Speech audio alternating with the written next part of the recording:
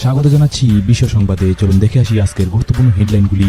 এবার বিনা ভিসাতেই যাওয়া যাবে রাশিয়া, আলোচনায় ভারত সরকার। রাশিয়ার মন্ত্রী নিকিতা কন্দ্রাতিয়েভ নিশ্চিত করেছেন যে ভ্রমণ সহজ করার জন্য দ্বিপাক্ষিক চুক্তির বিষয়ে রাশিয়া ও ভারতের মধ্যে আলোচনা জুন মাসের শুরু হবে। আসলে মস্কো ও নয়াদিল্লি ভিসা ছাড়া গ্রুপ ট্যুরিস্ট এক্সচেঞ্জ চালু করে তাদের পর্যটন সম্পর্ক আরো জোরদার করতে প্রস্তুত। এখনো পর্যন্ত ভারতীয় নাগরিকরা বিশ্বের 30টি দেশে ভিসা মুক্ত ভ্রমণ করতে পারেন।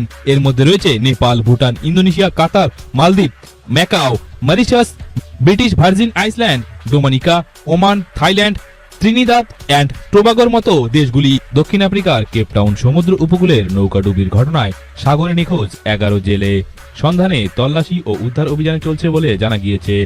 এবার আন্তর্জাতিক মুদ্রা তহবিল তথা IMF অর্থাৎ ইন্টারন্যাশনাল মনিটারি ফান্ড মালদ্বীপকে ঋণ বৃদ্ধির বিষয়ে